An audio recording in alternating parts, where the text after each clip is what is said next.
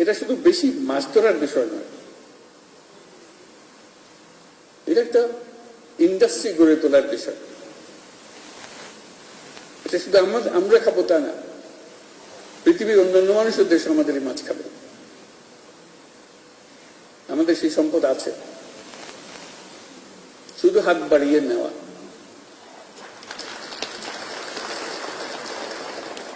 আমরা শুধু জমির অংশটা জানি, পানির অংশটার প্রতি আমাদের কোনো দৃষ্টি নাই। এটা জমির যে বাংলাদেশ, তার চেয়ে আরো বড় পরিমাণ দেশ আমাদের, কিন্তু আমরা অবহেলা করে যাই। সেটা যে আছে স্বীকারও করি না। সেটি সম্পদ নিয়ে অপেক্ষা করছে, সেটাও আমরা স্বীকার করতে রাজি না।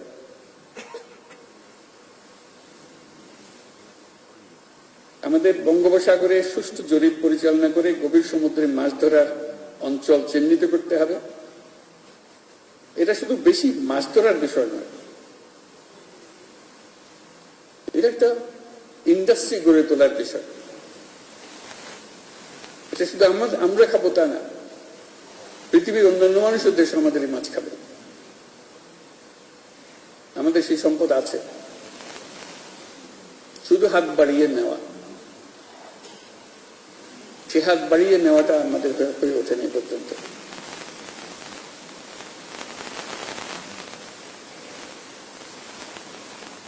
এর জন্য আমাদের গবেষণায় সক্রিয়ভাবে যুক্ত হতে হবে, আন্তর্জাতিক সম্মেলনের আয়োজন করতে হবে, যাতে বিশ্বমানের বিশেষজ্ঞদের চিন্তা ভাবনা অভিজ্ঞতা আমরা কাজে লাগাতে পারি। আমাদের বিশ্ববিদ্যালয়ের পাঠ্যক্রমেও গভীর সমুদ্রে মাছ ধরার বিষয়টি অন্তর্ভুক্ত করতে হবে।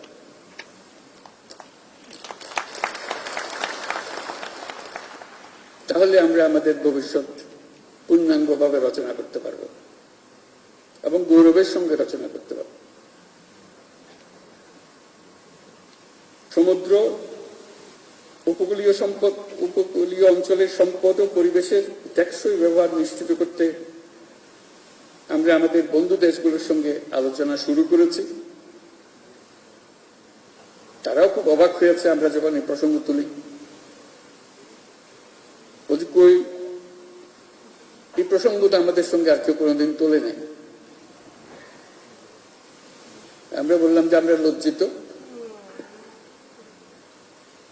আমরা এবারে উত্থাপন করলাম এবং এর প্রতি পূর্ণাঙ্গ দৃষ্টি দিলাম আমরা, যাতে করে আমরা এই সম্পদের স্বীকৃতি দিই এবং মানুষের কল্যাণে সেই সম্পদ ব্যবহার করার সুযোগ দিই।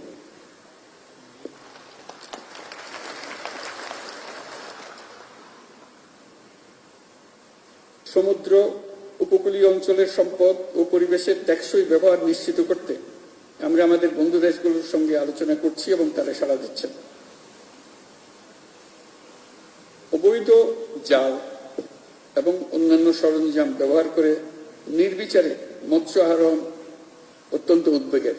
যে বললাম আমরা প্রকৃতির দিকে কোনো খেয়াল রাখি না, এটা আরেকটা তার পরিচয়। অবৈধ জাল এবং সরঞ্জাম প্রস্তুত ব্যবহার সহ যে কোনো ধরনের বেআইনি কর্মকাণ্ড কঠোরভাবে প্রতিহত করতে হবে। এটা শুধু কোনো একটা পুলিশ বাহিনী বা কেউ গিয়ে করবে তা না, এটা আমাদের নাগরিক দায়িত্ব হিসেবে আমাদেরকে করতে হবে। সবাই সবারটা, সবার অঞ্চল, সবার এলাকা নিশ্চিত করতে হবে কেউ যেন আমাদের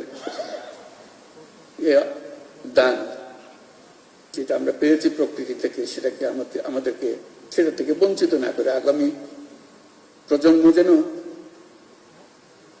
এটার থেকে বঞ্চিত না হয়।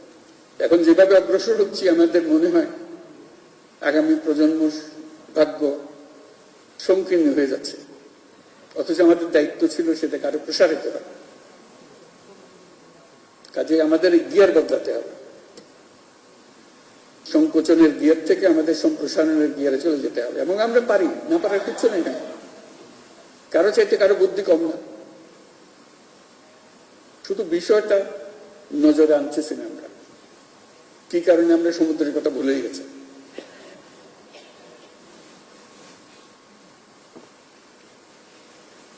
জলাশয় দূষণ, শস্য উৎপাদনের মাত্রাতিরিক্ত ও নিষিদ্ধ বালাইনাশক ব্যবহার সমানে ব্যবহার করে যাচ্ছে। তামাক চাষ, মৎস্য উৎপাদনের উপর ক্ষতিকর প্রভাব ফেলছে। ক্ষতিকরটা খুব হালকাভাবে বললাম, মারাত্মক। এটা আমরাই করছি। এবং আজকে বিশেষ দিবসে আমরা শুধু স্মরণ করছি, তারপর আবার এখান থেকে বেরিয়ে বলে যাব, যেন আমরা না ভুলি। সে কথাটা বারে বারে নিজেকে স্মরণ করিয়ে দাও। অপরিকল্পিত অবকাঠামো নির্মাণ, নদ নদী সহ সকল জলাশয়ের নাব্যতা হ্রাস, সর্বোপরি জলবায়ু পরিবর্তনের ফলে মৎস্য উৎপাদনে বিরূপ প্রভাব পড়ছে। এ সকল ক্ষতিকর প্রভাব মোকাবেলার সমন্বিত টেকসই উত্তরণের কৌশল উদ্ভাবন করতে হবে।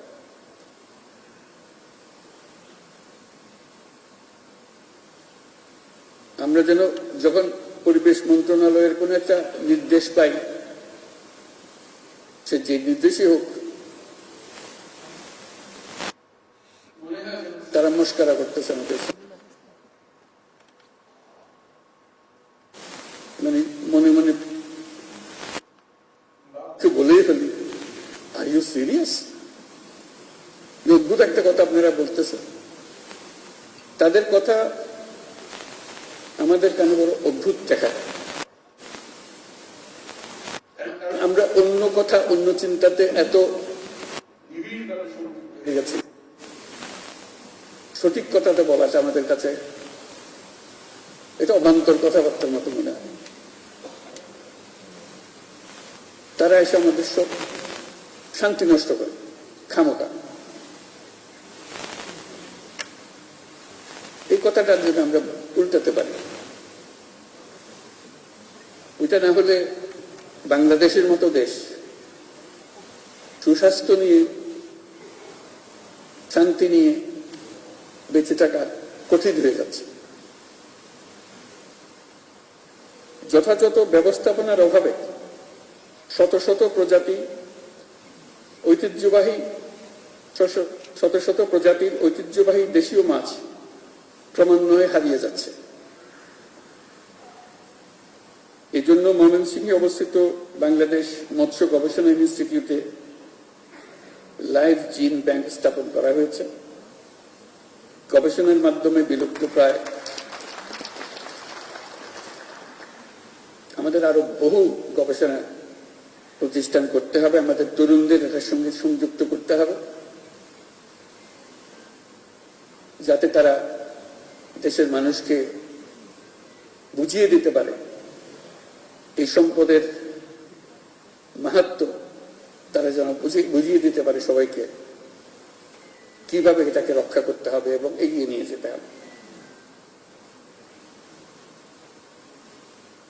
এবছর মৎস্য সপ্তাহ উদযাপন উপলক্ষে জাতীয় অর্থনীতিতে মৎস্য খাতে উল্লেখযোগ্য অবদানের জন্য আপনারা যারা 9টি ক্ষেত্রে স্বর্ণ, রৌপ্য, ব্রোঞ্জ পদক পেয়েছেন, তাদেরকে জাতির পক্ষ থেকে আমি আবারও অভিনন্দন জানাচ্ছি। তারা একটু উঠে দাঁড়াবেন, যারা পদক পেয়েছেন তারা একটু উঠে দাঁড়াবেন। আমরা সবাই মিলে তাদের জন্য একটা হাততালি দিই।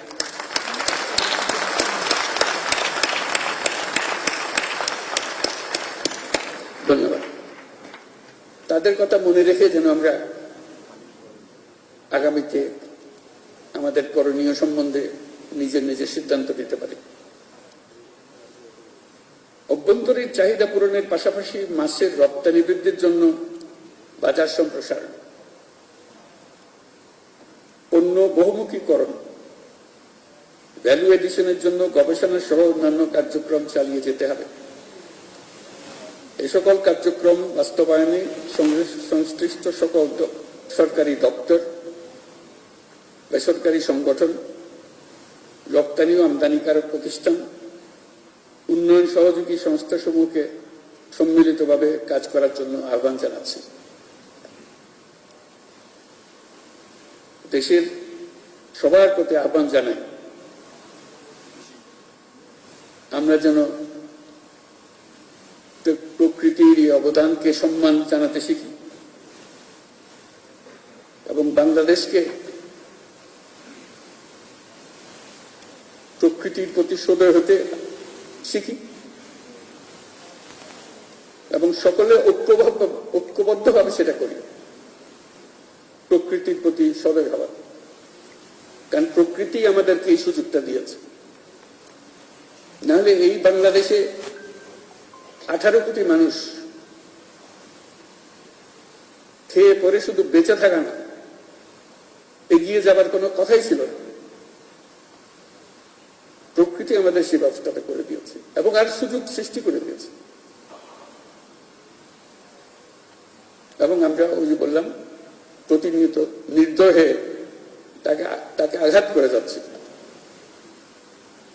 কোথায় তার প্রতি অবনত মস্তকে দাঁড়িয়ে ধন্যবাদ জানাবো,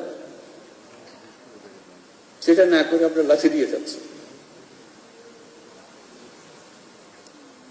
জাতীয় মৎস্য সপ্তাহ 2025 এর সার্বিক সাফল্য কামনা করে